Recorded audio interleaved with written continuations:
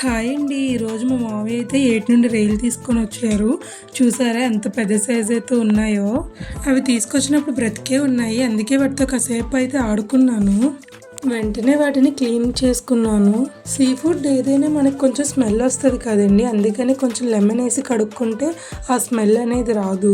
వాటిని బాగా క్లీన్ చేసుకొని పక్కన పెట్టుకున్నాను. ఇప్పుడు పొయ్యి మీద ప్యాన్ పెట్టి కొంచెం ఆయిల్ వేసుకొని హీట్ అయిన తర్వాత ఆనియన్స్ వేసి బాగా ఫ్రై చేసుకున్నాను.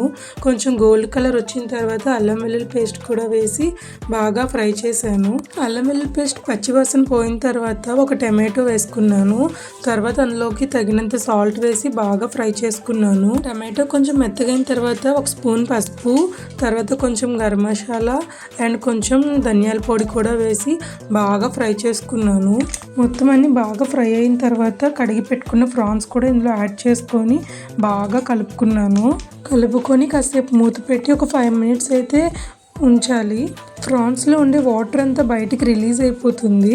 అప్పుడు మనకి ఇంకా బాగా కుక్ అవుతాయి అవి. నెక్స్ట్ ఒక స్పూన్ వరకు కారం వేసుకున్నాను. మీకు స్పైసీకి తగినంతగా ఎవరైనా వేసుకోవచ్చండి. కారం కొంచెం స్మెల్ పోయిందాక ఫ్రై చేసి తగినంత వాటర్ వేసుకొని కాసేపు కుక్ చేసుకోవాలి. నేనైతే మీడియం ఫ్లేమ్లో పెట్టి కుక్ చేస్తున్నాను. బాగా దగ్గరికి అయినంత వరకు కుక్ చేసుకోవాలి.